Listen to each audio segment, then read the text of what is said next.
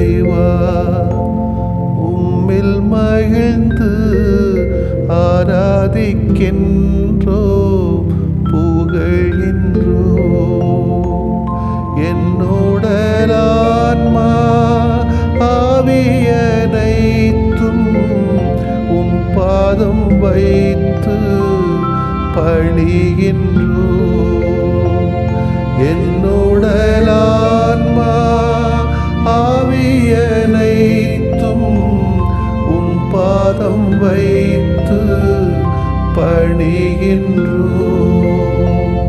இயேசுவே இறைவா உம்மில் மகிழ்ந்து ஆராதிக்கின்றோ புகழ்கின்றோ என்னுடலான்மா ஆவியனைத்தும் உம் பாதம் வைத்து பணிகின்றோ என்னுடலான்மா ஆவியனைத்தும் உம் பாதம் வைத்து பணிகின்றோ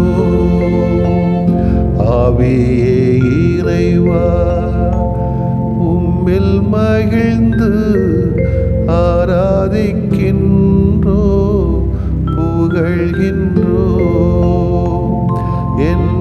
என்னுடலான்மா ஆவியனைத்தும் உம் பாதம் வைத்து பணிகின்றோ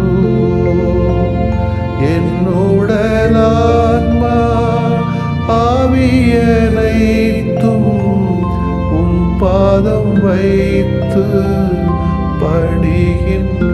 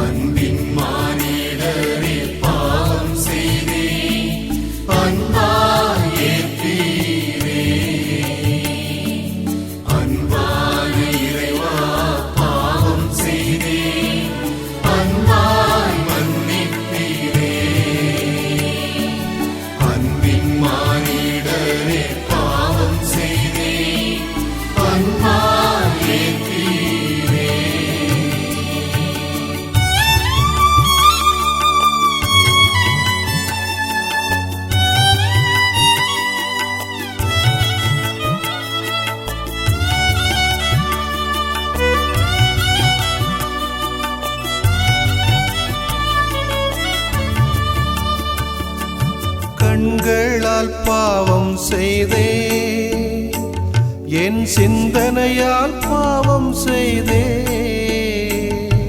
சொற்களால் பாவம் செய்தே என் செயல்களால் பாவம் செய்தே கண்களால் பாவம் செய்தே என் சிந்தனையால் பாவம் செய்தே சொற்களால் பாவம் செய்தேன் என் செயல்களால் பாவம் செய்தேன் அன்பான இறைவா பாவம் செய்தேன் அன்பாய் மன்னிப்பீரே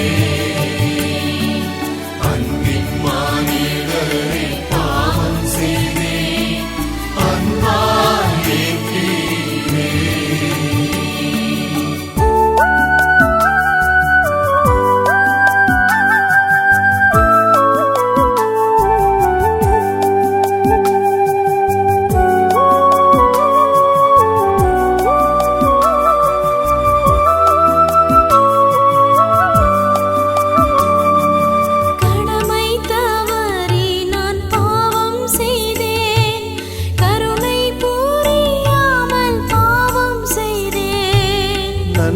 செய்யாமலும் பாவம் செய்தேன், நன்மை செய்விடாமல் பாவம் செய்தேன். கடமை தவறி நான் பாவம் செய்தேன், கருணை புரியாமல் பாவம் செய்தேன். நன்மை செய்யாமலும் பாவம் செய்தேன், நன்மை செய்விடாமல் பாவம் செய்தேன். அன்பான இறைவா பாவம் செய்தேன், அன்பாய் மன்னிப்பீரே. அன்பின் மானிடரே பாவம் செய்தேன், அன்பாய் ஏற்றீரே.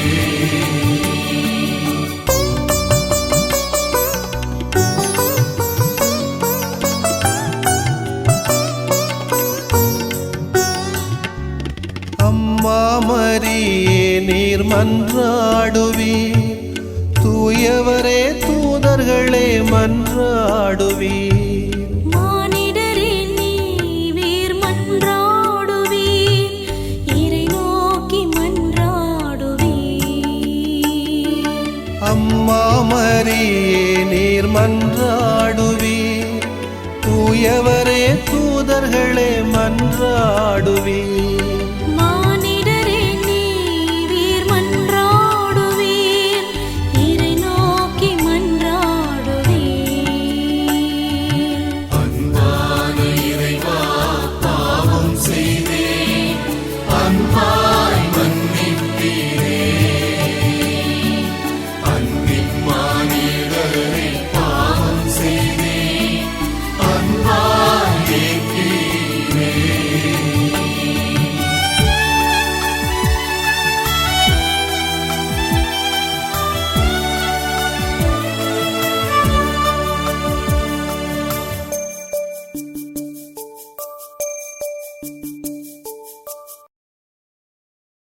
யோவான் எழுதிய நற்செய்தி அலகு 8 இறை சொற்றொடர்கள் 21 முதல் 30 வரையிலானவைகள். அக்காலத்தில் இயேசு பரிசேயர்களை நோக்கி, நான் போனபின் நீங்கள் என்னை தேடுவீர்கள், நான் போகும் இடத்திற்கு உங்களால் வர இயலாது, நீங்கள் பாவிகளாகவே சாவீர்கள் என்றார். யூதர்கள், நான் போகும் இடத்திற்கு உங்களால் வர இயலாது என்று சொல்கிறாரே, ஒருவேளை தற்கொலை செய்து கொள்ளப் போகிறாரோ என்று பேசிக்கொண்டார்கள். இயேசு அவர்களிடம், நீங்கள் கீழிருந்து வந்தவர்கள், நான் மேலிருந்து வந்தவன். நீங்கள் இவ்வுலகை சார்ந்தவர்கள், ஆனால் நான் இவ்வுலகை சார்ந்தவன் அல்ல. ஆகவேதான் நீங்கள் பாவிகளாகவே சாவீர்கள் என்று உங்களிடம் சொன்னேன். இருக்கிறவர் நானே என்பதை நீங்கள் நம்பாவிடில் நீங்கள் பாவிகளாய் சாவீர்கள் என்றார். அவர்கள், நீர் யார் என்று அவரிடம் கேட்டார்கள். அவர், நான் யார் என்று தொடக்கத்திலிருந்தே சொல்லி வந்துள்ளேன். உங்களை பற்றி பேசுவதற்கும் தீர்ப்பிடுவதற்கும் பல உண்டு, ஆனால் என்னை அனுப்பியவர் உண்மையானவர். நானும் அவரிடமிருந்து கேட்டவற்றையே உலகுக்கு எடுத்துரைக்கிறேன் என்றார். தந்தையை பற்றியே அவர் பேசினார் என்பதை அவர்கள் உணர்ந்து கொள்ளவில்லை. இயேசு அவர்களிடம், நீங்கள் மானிட மகனை உயர்த்திய பின்பு, இருக்கிறவர் நானே, நானாக எதையும் செய்வதில்லை, மாறாக தந்தை கற்றுத்தந்ததையே நான் எடுத்துரைக்கிறேன் என்பதை அறிந்து கொள்வீர்கள். என்னை அனுப்பியவர் என்னோடு இருக்கிறார். அவர் என்னை தனியாக விட்டு விடுவதில்லை. நானும் அவருக்கு உகந்தவற்றையே எப்போதும் செய்கிறேன் என்றார். அவர் இவற்றை சொன்னபோது பலர் அவரிடம் நம்பிக்கை கொண்டனர். ஆண்டவரின் அருள்வாக்கு. இறைவா உமக்கு நன்றி. கிறிஸ்து இயேசுவிலே பிரியமுள்ள சகோதர சகோதரிகளே, இந்த இறை வார்த்தையை வாசித்து கேட்டவுடன் தானே எனக்கு வருவதெல்லாம், நம்ம வீட்டில் அடி வச்சுக்கிட்டு அம்மாவோ அப்பாவோ சொல்லுவாங்க பிள்ளைகள்கிட்ட, ஆமாம் நான் போனவர் தான் உனக்கு தெரியும் அப்படின்னு நக்கலாக சொல்லுவாருங்கள். நான் போனாதான் உனக்கு கஷ்டம் புரியும் அப்படின்னு சொல்லுவார்கள். அப்படி சரியாக அவங்க சொல்வது அவங்களுக்கு புரியலைன்னா, சொன்னாலும் திருந்தலைன்னா கடைசியில் என்ன சொல்லுவாங்க, அப்படியே சாவீர்கள் என்று கூட சொல்லுவார்கள். என்ன அர்த்தம்? சாகணும்னு உள்ள அர்த்தம் கிடையாது. மாறாக இறைவன் யார் என புரிந்து கொண்டு திருந்தி வா என்பதுதான் இந்த இறை வார்த்தையினுடைய நோக்கமே ஒழிய, பாவிகளாகவே அழிந்து போவீர்கள், சாவீர்கள் என்ற ஒரு சாபக்கேடை கடவுள் கொடுப்பது கிடையாது. நான் போனாதான் உனக்கு தெரியும், கஷ்டம் புரியும் அப்படின்னு சொல்வதை நாம் மனதுக்குள்ளே கொண்டால் நாமே மாறிவிடுவோம் என்று எனக்கு தோன்றுகிறது. யூத மத நூலான தால்முத், அதாவது கடவுள் இந்த உலகத்தை படைத்த போது குறித்த ஒரு அழகான கதை ஒன்று சொல்கிறது. கடவுள் முதலிலே அன்பை மட்டும்தான் மூலக்கூறாக வைத்து இந்த உலகை உருவாக்கினாராம். ஆனால் அந்த உலகம் சரியாக அமையவில்லையாம். பின்பு நீதியை மட்டும் மூலக்கூறாக வைத்து மற்றொரு உலகை படைத்தாராம். அதுவும் சரியாக படவில்லை. பின்பு நீதியையும் அன்பையும் சமவிதத்திலே கலந்த ஒரு உலகை படைத்தாராம். அதுவே இந்த உலகம் என்று அந்த நூல் கூறுகிறது. அதே மனநிலையைத்தான் இந்த இறை வார்த்தை நமக்கு தருகிறது. இயேசு முதலிலே அன்பாக பரிசேயர்கள் வாழ்வை மாற்ற முயலுகிறார். ஏனென்றால் இயேசு செய்த புதுமைகள், அற்புதங்களை எல்லாம் கேள்விக்குறியாக மாற்றியவர்கள் தான் இந்த பரிசேயர்கள். இவர்கள் இயேசுவை எப்படியாவது ஒழித்து கட்ட வேண்டும் என்று தீர்மானித்துதான் இயேசுவின் பின்புலத்தை திரைக்கு கொணர்கின்றார்கள், தச்சரின் மகன் என்று. ஆனால் இயேசு அவர்களை அன்போடு அணுகுகிறார். ஆனாலும் மாற்றம் உருவாகவில்லை. அவர்கள் அதனை தவிடுபொடியாக்கினார்கள். பிறகு நீதியின் அடிப்படையில் அவர்களை மாற்ற முயற்சி எடுத்தார். அதாவது இருக்கின்றவர் நானே, கடவுளின் மகன் என்ற உண்மை கூற்று வழியாக எடுத்து கூறினார். அதற்கும் செய்வெடுக்கவில்லை. அதனால்தான் அடையாளம் கேட்டு சோதித்தார்கள். ஓய்வு நாளிலே குணப்படுத்தும் போது பாவத்தை மன்னிக்கிற அதிகாரம் உமக்கு எங்கிருந்து வந்தது என்றார்கள். பேய்களின் தலைவனாகிய பெயல்செவிலை கொண்டு நான் பேய்களை ஓட்டுகிறேன் என்றெல்லாம் இறை வல்லமை குறித்து கேள்விக்குறியாக்கினார்கள். ஆனால் இயேசு கூறிய பதில் இருக்கின்றவர் நானே என்று மிகவும் எளிமையாக முடித்து விட்டார். ஆனால் இறுதியில் அன்பின் அடிப்படையிலும் நீதியின் அடிப்படையிலும் தந்தை என்னோடு இருக்கிறார் என்று கூறுகின்ற போதுதான் அவர்கள் இயேசுவை ஏற்றுக்கொள்கிறார்கள். நம்முடைய இருத்தல் எப்படிப்பட்ட இருத்தலாக இருக்கிறது? சுயநலம் சார்ந்த இருத்தலா, அல்லது இயேசு வாழ்ந்து காட்டிய அன்பு நீதியை பிரதிபலிக்கக்கூடிய இருத்தலா என இதுதான் இறைவனையும் இயேசுவை அடையாளம் காட்டுவது. நான் போகும் இடத்திற்கு உங்களால் வர முடியாது என்று இயேசு சொல்கிறார். இயேசு சொன்னதன் பொருள் மகிமையோடு அவர் தந்தையாக கடவுளிடம் திரும்புகிற இடத்தை, அதுதான். ஆனால் அவருடைய எதிரிகள் புரிந்து கொண்டது இயேசு நரகத்திற்கு போகிறார் என்று. ஏனெனில் தற்கொலை செய்வோர் அனைவரும் நரகத்துக்கு செல்வார்கள் என்பது யூதர்களின் நம்பிக்கையாக இருந்தது. அந்த நம்பிக்கை இப்போ உண்டு நம்மகிட்ட. எனவே தற்கொலை பண்ணுறவங்களை கோயிலில் வச்சு பூசை வைக்க மாட்டாங்க, கல்ற தோட்டத்தில் அடக்க மாட்டாங்க. இப்படிலாம் இருந்தது ஒரு காலத்தில். இதோடைய பின்னணியில தான். ஆனால் இப்பொழுது தான் போலீஸ் கேஸ் ஆக்கி அது போஸ்ட்மார்ட்டம் பண்ண பிறகு நம்ம எல்லாம் அடக்கம் பண்ணலாம் என்று நம்ம கொண்டு வந்திருக்கிறோம் முடிவுக்கு. இயேசு சொன்னது ஒரே செய்தி தான். ஆனால் அது புரிந்து கொள்ளப்பட்ட விதம் வேறானது. இங்கே புரிதலில் தவறு இருக்கிறது. இந்த நற்செய்தி பகுதியிலே யூதர்களின் தவறான புரிதலுக்கு காரணம் என்ன, எது சரியான புரிதல் என்பதற்கான பதிலை நாமும் பார்க்க வேண்டும். ஒரு புத்தகம் வாசிக்கிறோம், இல்லை ஒரே புக்கு வாசிக்கிறோம். அந்த புத்தகத்தை சரியாக புரிந்து கொள்ள வேண்டும் என்றால் அந்த புத்தக ஆசிரியரின் எண்ண ஓட்டத்தோடு இணைந்து நாம் வாசிக்க வேண்டும். நமது எண்ண ஓட்டத்தில் நாம் வாசித்தால்தான் அதனை சரியாக புரிந்து கொள்ள முடியும். ஒரு பாட்டு போடுறோம், பாட்டு வரிகளை எழுதுகிறோம், அது பின்னணியில் புரிஞ்சு கொண்டாதான் அந்த பாட்டு புரிய முடியும். புரிந்து கொள்ள முடியாத மட்டுமல்ல, தவறாக புரிந்து கொள்ள ஏராளமான வாய்ப்பும் இருக்கிறது. ஒருவரை புரிந்து கொள்ள அவராகவே மாற வேண்டும். யூதர்கள் இயேசுவை புரிந்திருக்க வேண்டும் என்றால் அவர்கள் இயேசுவின் மனநிலையை பெற்றிருக்க வேண்டும். இயேசுவின் உணர்வுகளோடு கலந்திருக்க வேண்டும். இயேசுவாக அவர்கள் மாறியிருக்க வேண்டும். அப்படி இருந்திருந்தால் அவர் சொன்னதின் உண்மையான பொருளை அவர்களால் அறிந்திருக்க முடியும். ஆனால் அப்படி மாறுவதற்கு யூதர்கள் எந்த முயற்சியையும் எடுக்கவில்லை. தங்களுடைய எண்ணத்திலே வாழ்ந்து கொண்டு தங்களுடைய உணர்வுகளையே அவர்கள் பிரதிபலிப்பதும் வெளிப்பாடுதான் இயேசு சொன்னதன் உண்மையான பொருளை அறிந்து கொள்ள முடியாமை மற்றும் தவறாக புரிந்து கொண்டமை. இப்படிப்பட்ட சரியான புரிதல் இல்லாமை பகைமைக்கு தூண்டுகோலாக இருக்கிறது. இதிலேத்தான் நீங்கள் பாவிகளாகவே சாவீர்கள் என்பதை புரிந்து கொள்ள முடியும். ஏழை எளியவர் ஒடுக்கப்பட்ட மக்களின் உணர்வுகளை புரிந்து அவர்களின் உணர்வுகள் நமக்குள்ளாக புகுத்தப்பட முயற்சி எடுக்க வேண்டும். இந்த தவக்காலங்களிலே இயேசு ஏழைகளின் சார்பிலே, ஒடுக்கப்பட்ட மக்களின் சார்பிலே நின்றார் என்றால் அதற்கு காரணம் அவர் ஏழைகளின் மனநிலை பெற்றிருந்தார். ஏழைகள் ஒருவராக மாறியிருந்தார். கடவுளே ஏழையாக, அப்படி என்றால் இயேசுவே ஏழையாக, ஏழை மக்களின் சார்பாக இவர்கள் இருக்கிறார்கள். ஏழையாகவே வாழ்ந்தார். சமூகத்தின் விளிம்புநிலையில் உள்ள மக்களுக்கு பணியாற்ற விரும்பினால் அவர்களின் எண்ண ஓட்டத்தை நமக்குள்ளாக உள்வாங்க வேண்டும். அத்தகையதொரு அருளுக்காக வேண்டுவோம். ஆமேன். மன்றாடுவோமாக. இறைவா, உமது அருள் பிரசன்னத்தை எங்கள் வாழ்விலை உணர்ந்திட எங்களுக்கு வரம் தாரும். வாய்ப்புள்ள போதே உம்மை தேட வேண்டும் என்று நீர் தருகிற அழைப்பிற்காக இன்று நன்றி கூறுகின்ற வேளைகளிலே பல முறை நாங்கள் நல்ல வாய்ப்புகளை பயன்படுத்தாமல் இருந்திருக்கிறோம். மன்னியும். உம்மை இன்று தேட எங்களுக்கு அருள் தாரும். ஆமேன்.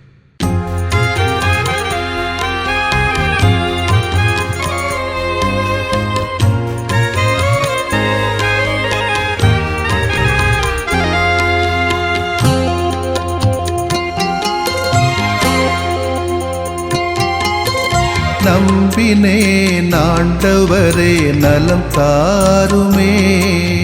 நம்பினேன் ஆண்டவரே நலம் தாருமே.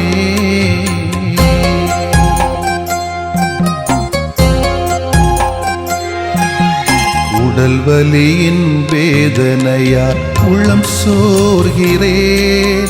உம் கரங்கள் தொட்டாலே நலம் பெறுவேனே. உடல் வலியின் வேதனையால் உள்ளம் சோர்கிறேன். உம் கரங்கள் தொட்டாலே நலம் பெறுவேனே.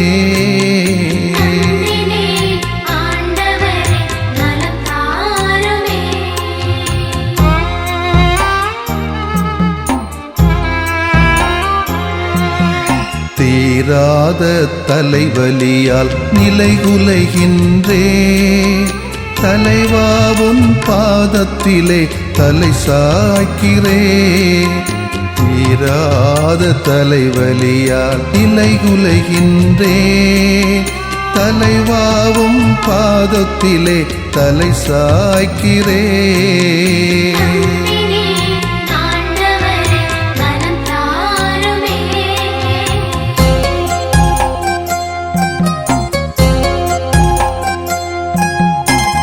முட்டுவலி முதுகுவலியால் வீழ்ந்து கிடக்கின்றேன். முகம் வாடி உமை நோக்க தூக்கவாருமே. முட்டுவலி முதுகுவலியால் வீழ்ந்து கிடக்கின்றேன். முகம் வாடி உமை நோக்க தூக்கவாருமே.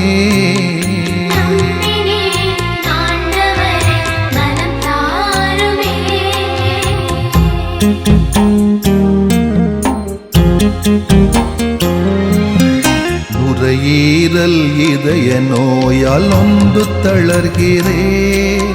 நல்ல தேவா உம் இரக்கம் இறந்து கேட்கிறேன். நுரையீரல் இதய நோயால் நொந்து தளர்கிறேன். நல்ல தேவா உம் இரக்கம் இறந்து கேட்கிறேன்.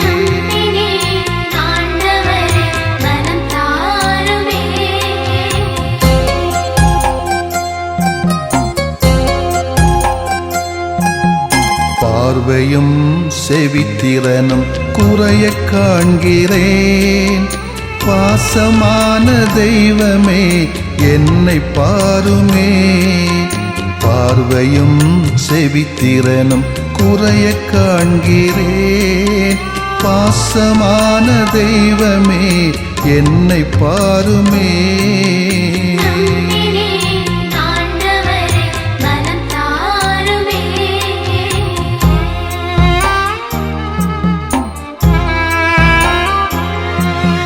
நீரிழிவால் புற்று நோயால் நிம்மதி இழக்கிறேன். நீரேவும் வல்லமையால் குணம் தாருமே. நீரிழிவால் புற்று நோயால் நிம்மதி இழக்கிறேன். நீரேவும் வல்லமையால் குணம் தாருமே.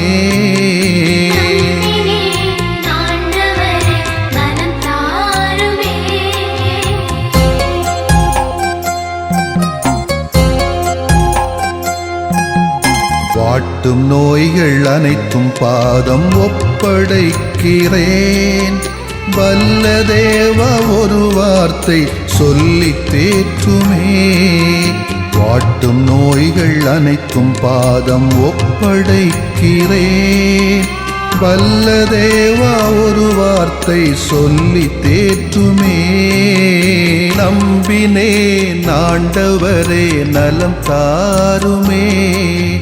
நம்பினேன் ஆண்டவரே நலம் தாருமே. நம்பினேன் ஆண்டவரே நலம் தாருமே. நம்பினேன் ஆண்டவரே நலம் தாருமே.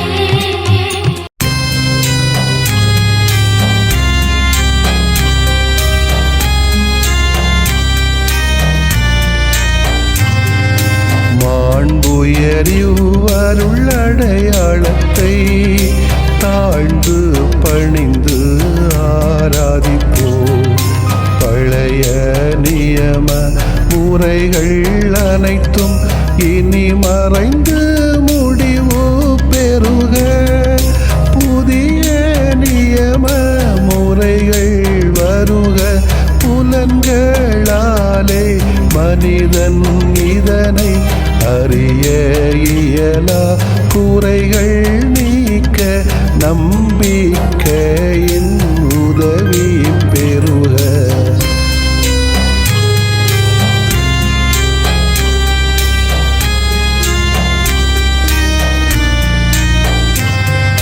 தந்தை அவர்க்கும் மகன் அவர்க்கும் புகழ்ச்சியோடு வெற்றியாக்கும். மீட்பின் பெருமை மாட்சிமையோடு வலிமை வாழ்த்து யாவுமாக. இருவரிடமாய் வருகின்றவராம் தூய ஆவியானவர்க்கும் அளவில்லாத சமப்புகழ்ச்சி என்றுமே உண்டாகுக. ஆமென்.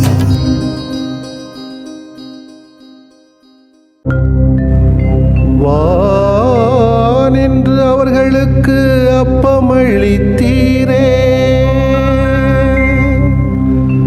இனிமையெல்லாம் தன்னகத்தில் கொண்ட அப்பம் இதுவே.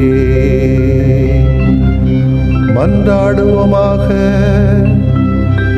இறைவா, இந்த வியப்புக்குரிய அருளடையாளத்திலே உம்முடைய பாடுகளின் நினைவை எங்களுக்கு விட்டு சென்றீ.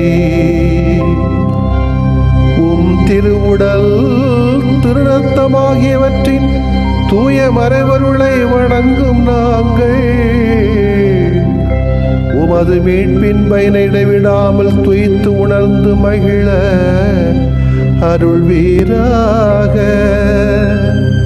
தந்தையாகிய இறைவனோடும் தூய ஆவியாரின் ஒன்றிப்பில் இறைவனா என்றென்றும் வாழ்ந்து ஆட்சி செய்த உம்மை மன்றாடுகிறோம்.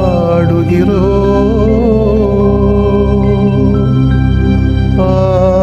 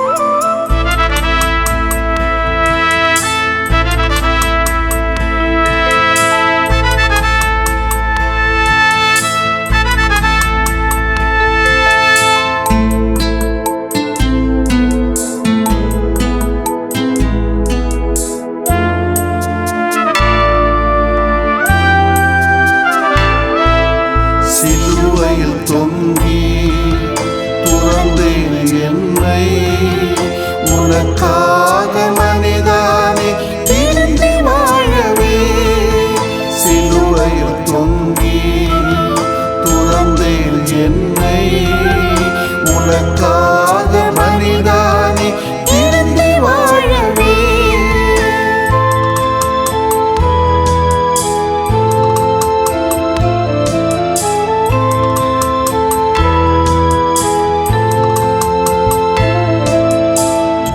தந்தையே, இவர்களை மன்னியும்,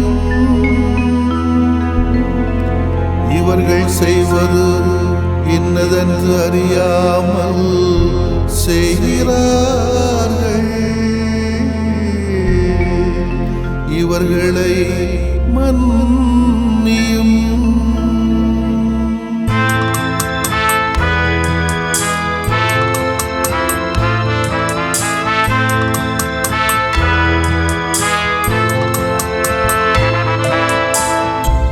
இன்றே நீ என்னோடு வான்வீட்டில்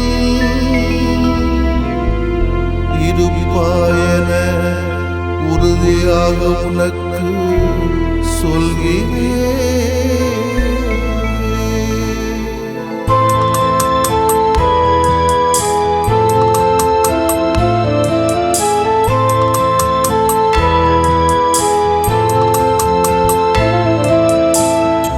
அம்மா, இதோ உன் மகன், இதோ உன் தாய்.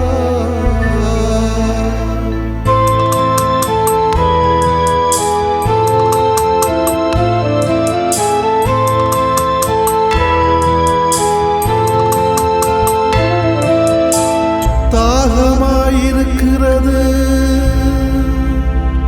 தாகமாயிருக்கின்றது,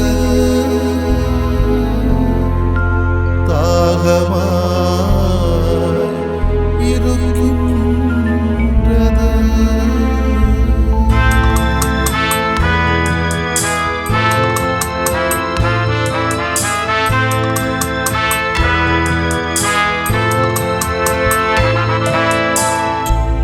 என் கடவுளே, என் கடவுளே, ஏன் என்னை கை நெகிழ்ந்தீர்?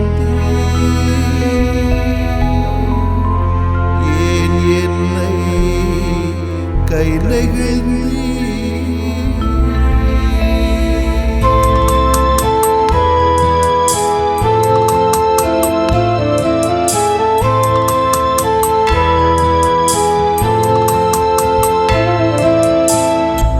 தந்தையே, உம் கையில் என் ஆவியை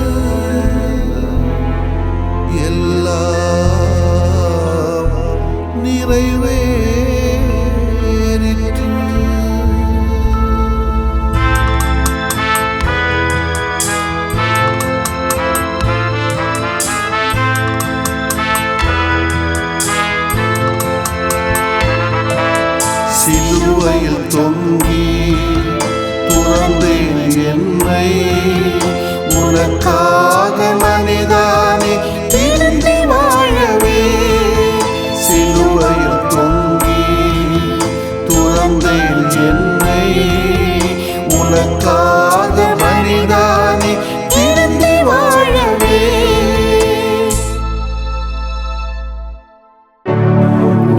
நிலையான புகழுக்குரிய தூய இறை நன்மைக்கு எல்லா காலம் தொழுகையும் புகழும் போற்றியும் ஆட்சிமையும் உண்டாக கடவது. போற்றியும் ஆட்சிமையும் உண்டாக கடவது. தந்தை, மகன், தூய ஆவியாரின் பெயராலே ஆமென்.